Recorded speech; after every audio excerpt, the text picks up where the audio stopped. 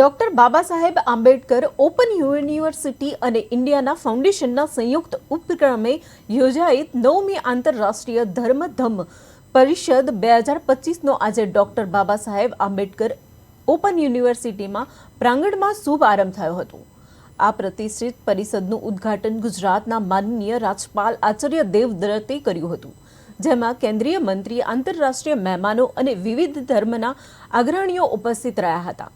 આ પરિષદની મુખ્ય થીમ કર્મ, પુનઃજન્મ, દેહાંતરણ અને અવતાર સિદ્ધાંત છે।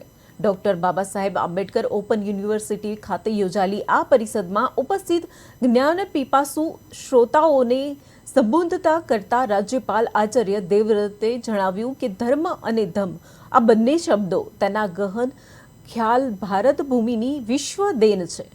આ ગરિમામય પરિષદમાં રામ જન્મભૂમિ તીર્થ ક્ષેત્રે ટ્રસ્ટના ખજાનાચી સ્વામી ગોવિંદ દેવગીરી મહારાજ, ભૂતાનના રોયલ ગવર્નમેન્ટના ગૃહમંત્રી ત્યો શ્રીંગ, મોરિશિયસના કળા અને સાંસ્કૃતિક વિભાગના મંત્રી મહેન્દ્ર ગોદિયા, ડોક્ટર બાબા સાહેબ આંબેડકર ઓપન યુનિવર્સિટીના વાઇસ ચાન્સેલર અમીબેન ઉપાધ્યાય સહિતના વિવિધ ધાર્મિક સંગઠનો સાથે સંકળાયેલા મહાનુભાવો, અગ્રણીઓ, અધ્યાપકો અને મોટી સંખ્યામાં વિદ્યાર્થીઓ ઉપસ્થિત રહ્યા હતા।